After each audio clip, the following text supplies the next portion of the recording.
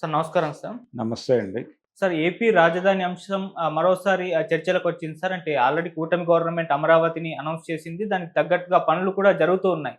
అయితే మొన్న బొత్స మాట్లాడుతూ మేము అది అంటే రాజధాని విషయంలో మేము మా పార్టీ వాళ్ళతో డిస్కస్ చేసి ఏంటన్నా చెప్తాం. 3 రాజధానుల అంశం పక్కన పెట్టేస్తాం. దీనికి సంబంధించి మా పార్టీ ఏ విధంగా డిసిజన్ తీసుకుంటుందా అని చెప్పేసి ఆయన మాట్లాడారు. అంటే ఇప్పుడేంటంటే సార్ ఒక డౌటు.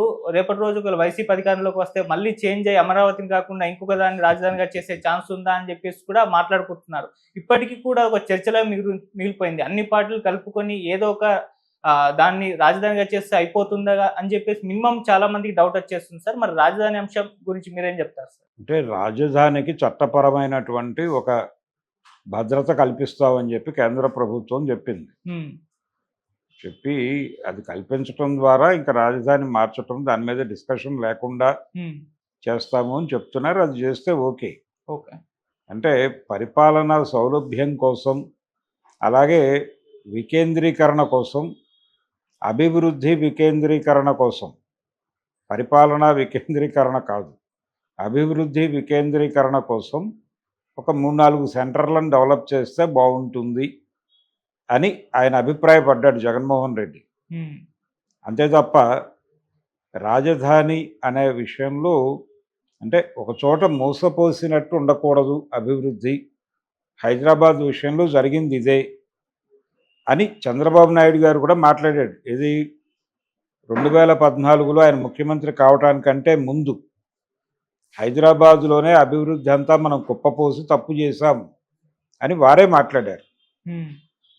వారే మళ్ళీ అమరావతి అనే పేరుతో అభివృద్ధి అంతా అక్కడ మోసపోయటానికి ఒక ప్రయత్నం చేశాడు.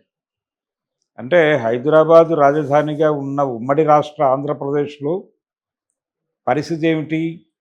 శ్రీకాకుళంలో మారుమూల ప్రాంతంలో ఏదన్నా ఊళ్ళో ఒక పిల్లవాడు ఎవరైనా డిగ్రీ కంప్లీట్ అయితే ఆ తండ్రి ఆ కుర్రాడి చేతిలో ఒక 10,000, 5,000, 2,000 పెట్టి హైదరాబాద్ బస్సు ఎక్కించి అక్కడికి వెళ్ళి ఏదో రకంగా బతకరా బాబు, బతుకు ఓపెన్ చేసుకో అని పంపించటం ఒక ఆచారంగా మారిపోయింది. అలా మార్చేశారు మీరు. ఆ మార్చేయటం అనేది ఎందుకు జరిగిందంటే అభివృద్ధి అంతా ఇక్కడ కుప్పపోయటం వల్ల. ఇలా కుప్పపోయటం కాదు, ఎక్కడికక్కడ జరగాలి, వికేంద్రీకరణ జరగాలని చంద్రబాబు గారు కూడా మాట్లాడారు. కానీ వారు అధికారంలోకి వచ్చాక ఆ మాటలు మర్చిపోయి అమరావతి కేంద్రంగా జరిపే ప్రయత్నం చేశాడు. అన్నీ అక్కడే అనే పద్ధతిలో ఆయన నిర్ణయాలు, పనులు జరిగినాయి. దాని మీద ఆయన పాత మాటల్ని మళ్ళీ ఆచరణలోకి తీసుకొచ్చే ప్రయత్నం జగన్మోహన్ రెడ్డి చేశాడు. దాన్ని సీరియస్గా క్రిటిసైజ్ చేయాల్సిన అవసరమేం లేదు. ఆ ప్రయాణం ప్రాపర్గా ఉందా లేదా అనే దాని మీద క్రిటిసైజ్ చేయొచ్చు. జగన్మోహన్ రెడ్డి వ్యవహార శైలి అంటే ఒకటి స్పష్టం, దాన్ని ఆయన ఒక ఎస్కేపింగ్ ప్రోగ్రాంలో భాగంగా తీసుకుని ఉండొచ్చు. అంటే ఆయన ప్రజలకి సంక్షేమ పథకాలు అందించటము అనేది ప్రధాన ఎజెండాగా పెట్టుకుని ఇతర ఖర్చులన్నీ తగ్గించుకునే కార్యక్రమం చేపట్టాడు. ఆ ఇతర ఖర్చుల తగ్గింపులో భాగంగా రాజధాని కోసం పెట్టే కేటాయింపులు అక్కడ పెట్టకుండా ఉండడానికి అసలు రాజధాని కాదు అంటే సరిపోతుంది.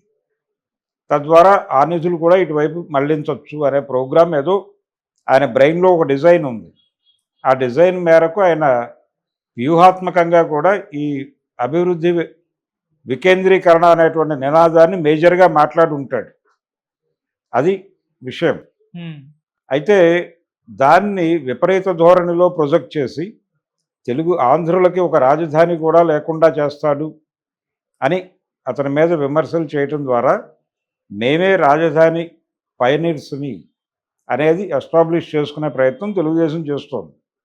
ఈ 4 ఏళ్లలో వాళ్ళు సీరియస్గా అక్కడ డెవలప్మెంట్ చేసేస్తే ఇక అదే రాజధాని ప్రపంచం అంతా ఫిక్స్ అవుతుంది కదా. ఆ ప్రయత్నం ఇంకా మొదలవ్వలేదు అనే గొడవ ఒకటి ఉంది అక్కడ. ఆ ప్రయత్నాలు ఏమీ జరగలేదు. ఇప్పుడు సంవత్సరం అవుతోంది, ఇక 4 ఏళ్లే మిగిలింది. ఈ సంవత్సరంలో చేయనిది 4 ఏళ్లలో ఏం చేస్తారు అనే గొడవ ఉంది. వాళ్ళకి అర్థం కాని విషయం ఏంటంటే జనాల్లో ఒక రకమైన చిరాకు మొదలైంది ఆల్రెడీ. ఆ చిరాకుని ఎలా ఫేస్ చేయాలని ఆలోచించుకోవటం మంచిది. ఎర్లీగానే తొందరగా మేలుకుంటే మంచిది. మేలుకోకపోతే పక్కకు పడేస్తారు జనాలు. కాబట్టి పక్కన పడేసే పరిస్థితి తెచ్చుకోకుండా వ్యవహరించాల్సిన అవసరం ఉంది. అంటే వైసీపీ మీద ఈ స్టాంపు మరింత బలంగా వేయటానికి ఇప్పుడు బొత్స అన్న మాట ఏమిటి? ఆయన దీని మీద మా పార్టీ విధానం ఏమిటో అంతర్గత సమావేశాల్లో చర్చించి ఒక నిర్ణయం ప్రకటిస్తాము అన్నాడు. అది ప్రకటిస్తామని చెప్పాడు. అది ఎప్పుడూ ప్రకటిస్తామని కాదు, ఇప్పుడు ప్రకటిస్తామనే. మేము ఒకసారి కూర్చుని మాట్లాడుకుని ఒక నిర్ణయం ప్రకటిస్తాము అన్నాడు. అది నెగిటివ్గా వస్తుందని ఎందుకు అనుకోవాలి? పాజిటివ్గా కూడా కావచ్చు కదా. ఓకే, అమరావతి మన రాజధాని అనొచ్చు. ఆ నిర్ణయం రానివ్వండి. ఈ లోపల విమర్శలు ఎందుకు వాళ్ళ మీద? వాళ్ళు పాత విషయాలు ఏవో మళ్ళీ లేవనెత్తి కొత్త విమర్శలు చేయటం ఎందుకు? వాళ్ళు మళ్ళీ అడ్డం పడిపోతారంటే అడ్డం పట్టడానికి లేదు. ఇక్కడ నేరుగా ప్రధాని మోడీ గారే ప్రమాణ స్వీకారం రోజున మాట్లాడాడు. దీనికి ఒక చట్టబద్ధమైనటువంటి ఒక రక్షణ ఏర్పాటు చేయాల్సిన అవసరం ఉందని అందరూ మాట్లాడారు. దానికి వారు ఓకే చేశారు. దాన్ని ఏదో చేసుకుంటే అయిపోతుంది. అలాగే వీళ్ళు అక్కడ ఏం చేయదలుచుకున్నారో అది మొదలుపెట్టి చేయాలి కదా. అది చేస్తే ఆగుతుంది. అది చేయకపోవడం వలన కదా ఇప్పుడు గతంలో ఏముంది అక్కడ, శ్మశానాలు అనే మాట కూడా వాడేశారు. బొత్స సత్యనారాయణ అన్నాడు ఆ మాట. ఎందుకన్నావంటే ఆ రోజున పరిస్థితి అది అంటున్నాడు. ఇప్పుడు కొంచెం మారుతూ ఉండొచ్చు. మారితే మేమెందుకు అంటాం అంటున్నాడు అతనే. మరి మార్చి చూపించండి. మారిస్తే మేము అంగీకరిస్తాం అంటున్నారు వాళ్ళు. కాబట్టి మీరు ఏం చేస్తారో చేయండి. అక్కడ చేసిన తర్వాత అభిప్రాయాలు మారుతాయేమో చూద్దాం. ఆయన అన్నది పార్టీ నిర్ణయం ఏమిటో ప్రకటిస్తామని. ప్రకటించనివ్వండి. దానిలో తేడా ఉంటే అప్పుడు విమర్శించండి. ముందస్తు విమర్శలు ఎందుకు? అంటే ఒక బ్రాండ్ చేయటం అనేది ఒక ప్రోగ్రామ్గా చేసేవాళ్ళు ఏం మాట్లాడినా బ్రాండ్ చేస్తున్నారు. ఈ బ్రాండింగ్ ప్రోగ్రాంలో భాగంగానే ఇష్యూని మళ్ళీ రైజ్ చేశారు. ఇలా ఇష్యూలు రైజ్ చేసుకుంటూ ఈ డ్రామా నడపడమేనా? ఒరిజినల్గా చేసేది ఏమన్నా ఉందా? గ్రౌండ్లో నిలబడి ఏమైనా చేయగలరా? మీరు చేస్తున్నారా? ఎందుకు ఇప్పటికే ఆంధ్రప్రదేశ్ ప్రజల మనసుల్లో నెమ్మదిగా వ్యతిరేకత ఎందుకు పోగుపడుతోంది అనేది చెక్ చేసుకోండి ముందు.